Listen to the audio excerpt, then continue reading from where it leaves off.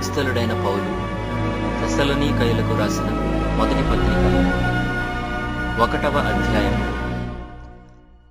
తండ్రి అయిన దేవుని యందును ప్రభువైన యేసుక్రీస్తునందును ఉన్న తెస్సలోనికయుల సంఘమునకు పౌలును సిల్వానును తిమోతియును శుభమని చెప్పి వ్రాయనది. కృపయు సమాధానమును మీకు కలుగునుగాక.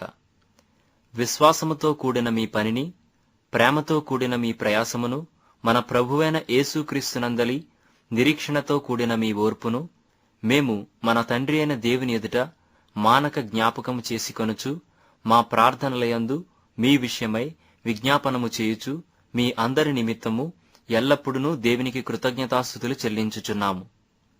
ఏలయనగా దేవుని వలన ప్రేమింపబడిన సహోదరులారా, మీరు ఏర్పరచబడిన సంగతి అనగా మా సువార్త మాటతో మాత్రముగాక శక్తితోనూ పరిశుద్ధాత్మతోనూ సంపూర్ణ నిశ్చయతతోనూ మీ యొద్దకు వచ్చియున్న సంగతి మాకు తెలియను.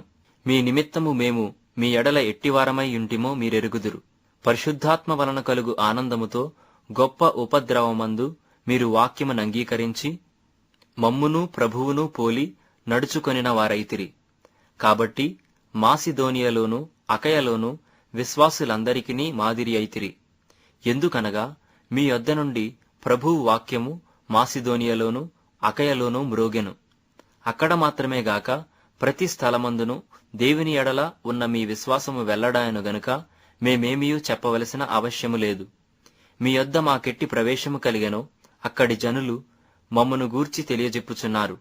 మరియు మీరు విగ్రహములను విడిచిపెట్టి జీవము గలవాడును సత్యవంతుడునగు దేవునికి దాసులగుటకును దేవుడు మృతులలో నుండి లేపిన యేసు అనగా రాబో ఉగ్రత నుండి మనలను తప్పించుచున్న ఆయన కుమారుడైన యేసు పరలోకము నుండి వచ్చినని ఎదురుచూచుటకును మీరెలాగు దేవుని వైపునకు తిరిగితిరో ఆ సంగతి వారే తెలియజేయుచున్నారు.